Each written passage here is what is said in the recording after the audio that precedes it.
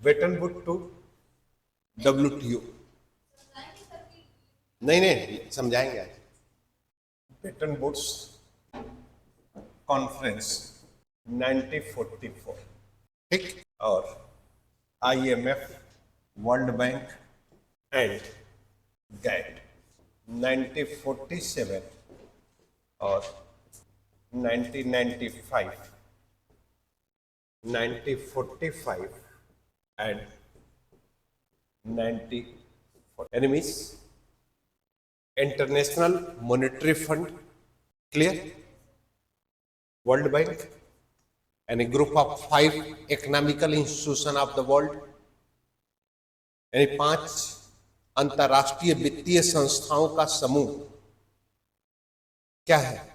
World bank है, ठीक। दूसरी बात कि ये जो इंस्टीट्यूशन है, ये जो इंस्टीट्यूशन होगा वह इंस्टीट्यूशन शॉर्ट टर्म लोन देगा और इसका लोन सिर्फ BOP को मेंटेन करने के लिए दिया जाता है, यानी means balance of payment, means भुगतान संतुलन को लेकर।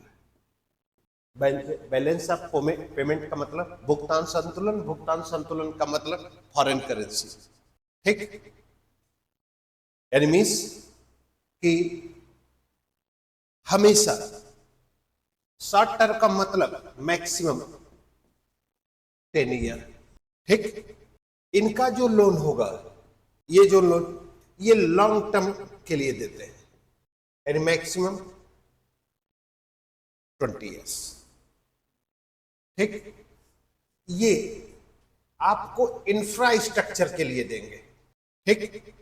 आप देखते होंगे कि विश्व बैंक के सहयोग से भारत में एजुकेशन पॉलिसी शुरू की गई, हेल्थ पॉलिसी शुरू की गई, सड़क हाइड्रोलिक प्रोजेक्ट शुरू किए गए, ये सब शुरू किए जाते हैं, ये इंफ्रास्ट्रक्चर है, ठीक। और ये है ट्रेड सिस्टम, यानी means general agreement tariff and trade, means general agreement tariff and trade, ठीक।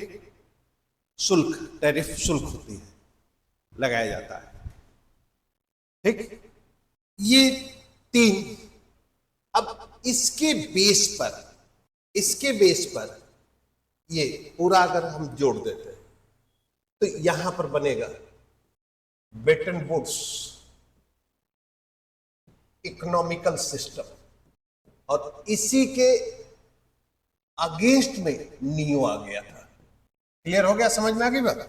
यानी वेटन वुड इकोनॉमिकल सिस्टम के अगेंस्ट में नियो आया। अब सपोज देन रीजन क्या है कि वेटन वुड इंस्टीट्यूशन, कहीं पर भी ये समझ लीजिएगा कि अगर वेटन वुड इंस्टीट्यूशन का नाम आएगा तो ये 3 ही इंस्टीट्यूशन का नाम रखना है आपको, ठीक। तो अगर वेटन वुड इंस्टीट्यूशन है तो इस वेटन वुड इंस्टीट्यूशन का फॉर्मेशन डेवलप्ड स्टेट करते हैं। वेटन वुड का फॉर्मेशन कौन करता है? डेवलप्ड। इसका मतलब कि यह इकोनॉमिकल सिस्टम, यानी वेटन वुड इकोनॉमिकल सिस्टम हमेशा डेवलप्ड कंट्रियों का सपोर्ट करेगा, ठीक। अब जब वेटन वुड इकोनॉमिकल सिस्टम डेवलप्ड कंट्रियों का सपोर्ट करेगा तो डेवलप्ड कंट्री की इकोनॉमिकल पोजीशन ऊपर उठेगी और डेवलपिंग कंट्री की पोजीशन क्या होगी? नीचे होगी। तो विश्व में इकोनॉमिकल अनइक्वलिटी बढ़ती जाएगी, ठीक है। अब क्वेश्चन खड़ा होता है कि ये कॉन्फ्रेंस हुई क्यों?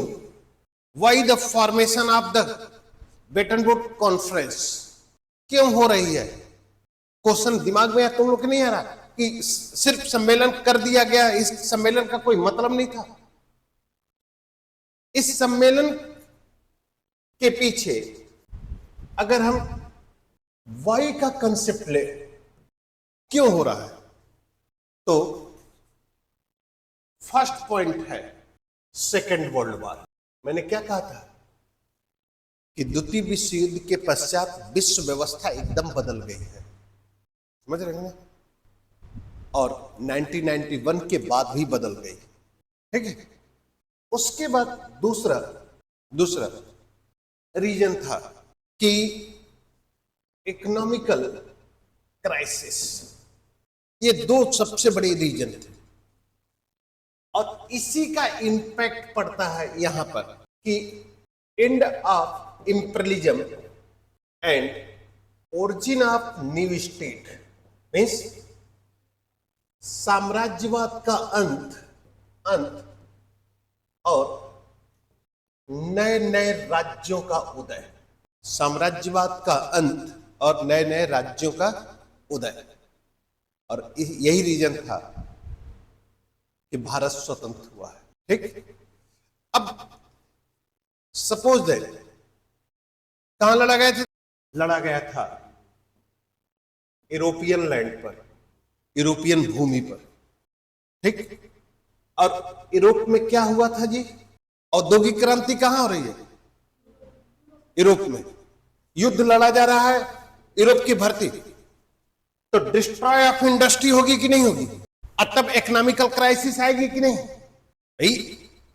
अब इंडस्ट्रियल रिवोल्यूशन के कारण यहां पर क्या होगा? Formation of industry, formation of new industry, ठीक। अब इसके लिए क्या चीज चाहिए? रॉ मटेरियल चाहिए, रॉ मटेरियल यानी कच्चा माल, और क्या चाहिए? बाजार चाहिए। इन दोनों की पूर्ति के लिए एस्टेब्लिशमेंट ऑफ द कॉलोनीज, उपनिवेश की स्थापना, इस और इन दोनों के बीच जो डिफरेंस था उसको कम करना है। ये क्या है? इन दोनों के बीच डिफरेंस को कम करना है। ये क्या है? क्या है जी? क्या है? इन दोनों के बीच के डिफरेंस को कम करना है। क्या है? कच्चे माल और निर्मित माल के मध्य मूल्य अंतर कम ज्यादा ना हो, यही तो है। भारत की इंडियन कस्टमर का मतलब कि इंडियन पॉपुलेशन, जो तुम बता रहे हो उसी को रिलेट कर दे रहे हैं। 140 करोड़, भाई लिख देता हूं 550 करोड़, 150 करोड़ हो गया। लिखने में क्या जाता है, ठीक। 150 करोड़, अरे 140 पर भी मुक्ति नहीं मिल रही है, 150 पर भी मुक्ति नहीं हो रही है, ठीक। 150 करोड़। मैं कहता हूं ये कस्टमर 150 करोड़ नहीं है, बल्कि ये कस्टमर 300 करोड़ है। हाँ, 300 करोड़ है। बता रहे हैं 300 करोड़ इसलिए है क्योंकि भारतीयों की प्रवृत्ति अलग है। कोई भी काम एक वस्तु से हो सकती है लेकिन खरीदता है दो। एक पेन से लिख सकता लेकिन खरीदेगा 2 पेन। एक कपड़े से काम चल सकता है लेकिन खरीदेगा 5 कपड़ा। तो 150 करोड़ 300 करोड़ होगा कि नहीं होगा? महिलाओं को 10 ग्राम गोल्ड से संतुष्टि मिल जाए, काम पूरा हो जाएगा, लेकिन चाहिए 50 ग्राम। अब बताओ कि 150 करोड़ की पॉपुलेशन है और कस्टमर है 300 करोड़। बहुत बड़ा बाजार है कि नहीं? है कि नहीं? एक मकान में काम हो सकता है लेकिन बनाएगा 5। तो ये सब चीजें हैं। ये अब बताओ, ये सब इतना सब कुछ हो गया, यानी मीन्स कि उपनिवेश की स्थापना क्यों हो रही, ये भी क्लियर हो गया। बेटन वुड इकोनॉमिकल सिस्टम से क्या इंपैक्ट पड़ रहा है, ये भी हो गया। नियो की मांग क्यों हो रही है, ये भी हो गया, ठीक। अब यही बमबारी यानी मीन्स यहां पर हो जाए तो डिस्ट्रॉय ऑफ इंडस्ट्री होगी। और इसके बारे में एक कमेंट कहा जाता है कि ब्रिटेन का औद्योगिक शहर मैनचेस्टर पूरी तरीके से तबाह हो गया था। समझ लीजिएगा, ब्रिटेन का औद्योगिक शहर मैनचेस्टर द्वितीय विश्व युद्ध के बाद पूरी तरीके से तबाह हो गया।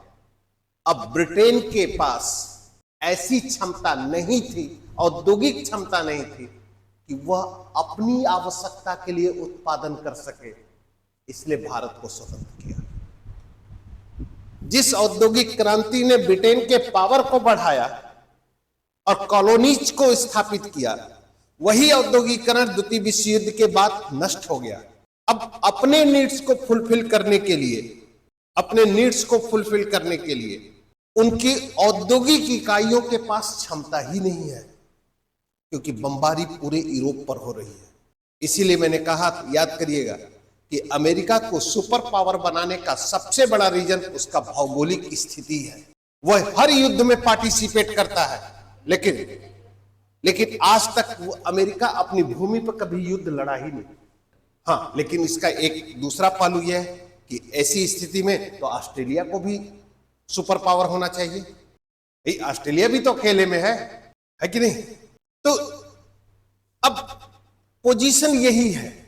तो द्वितीय विश्व युद्ध के पश्चात विश्व के मित्र राष्ट्र अब यह सोचते हैं कि अगर युद्ध जर्जित, सुनिएगा, युद्ध जर्जित राष्ट्रों की अर्थव्यवस्था को सुधारने के लिए प्रयास नहीं किया जाए तो हो सकता है कि 1930 का इकोनॉमिकल आर्थिक मंदी पुनः आ जाए। इसलिए ब्रेटन वुड यानी विश्व को पुनः द्वितीय विश्व युद्ध के पश्चात आर्थिक मंदी से रोकने के लिए, यानी द्वितीय विश्व युद्ध के पश्चात विश्व को आर्थिक मंदी से रोकने के लिए युद्ध जर्जित राष्ट्रों की आर्थिक स्थिति को सुधारने के लिए अमेरिका के ब्रेटन वुड प्लेस पर पश्चिम के औद्योगिक राष्ट्र या पश्चिम के शक्तिशाली राष्ट्रों का जो सम्मेलन होता है, और उस सम्मेलन के माध्यम से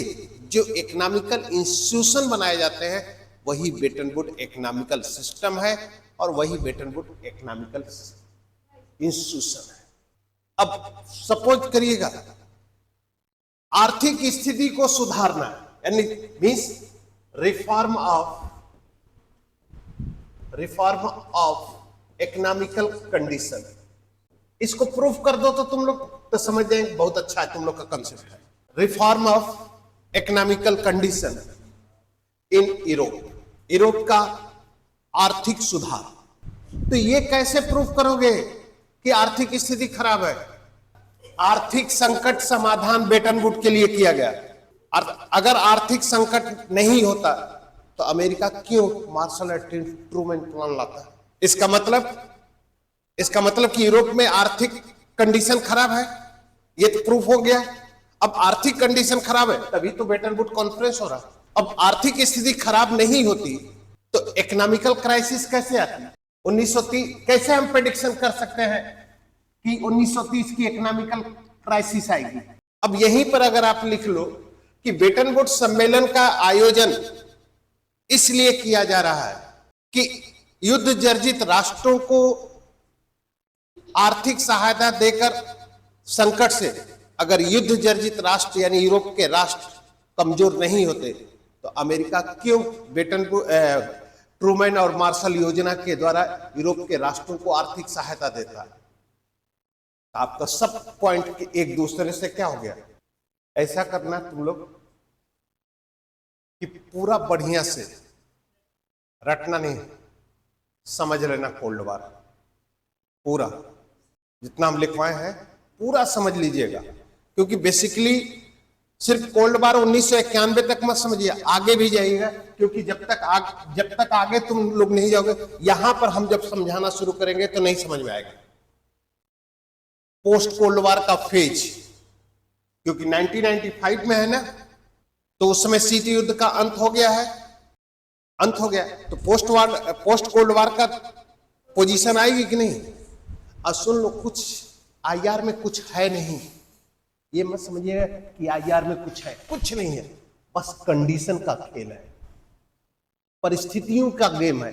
परिस्थितियां जितना अच्छा समझेंगे उतना, क्योंकि परिस्थितियों के अनुसार ही डिसीजन लिए जाते हैं। अब देखो, खुद बताओ, परिस्थितियां ही चेंज होती हैं तो कम कपड़े की जगह पर ज्यादा कपड़ा पहनते हैं, परिस्थितियां ही चेंज होती है तो ज्यादा कपड़े की जगह पर कम कपड़े पहनते हैं, परिस्थितियां ही चेंज होती है तो महीनों नहीं नहाते हैं, परिस्थितियां चेंज होती है तो एक ही दिन में 5 बार नहाते हैं।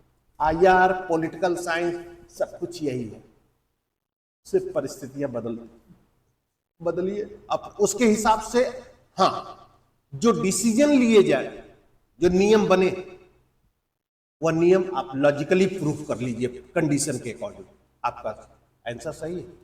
मैंने पूछा कि क्यों बेटन वुड हुआ, कितने डायमेंशन प्रूफ हो गए। अगर यूरोप की इकोनॉमिकल कंडीशन खराब नहीं होती तो क्या अमेरिका ट्रूमैन और मार्शल योजना लेकर आता? अगर यूरोप की आर्थिक स्थिति खराब नहीं होती तो क्या यूरोप के राष्ट्र जिनके उपनिवेश थे विश्व में वो छोड़ते? अगर यूरोप की आर्थिक स्थिति खराब नहीं होती तो क्या बेटन वुड्स सम्मेलन होता? अब भारत की स्थिति अगर ऐसी नहीं होती तो भारतीय संविधान में डिफरेंट प्रोविजन क्यों आते? इसलिए एक हम लोग के टीचर थे, उन्होंने कहा था कि किसी भी थिंकर को अगर समझना है तो एक काम करना, बस यह देखने का प्रयास करना, समझने का कि किस परिस्थिति में वो पैदा हुआ है, डिसीजन उसका उसी के अकॉर्डिंग हो। इसलिए मैं किसी थिंकर को बताता हूं तो मैं पहले इन्वायरमेंट बता देता हूं कि ये चीजें हैं, ये चीजें हैं, ये चीजें हैं,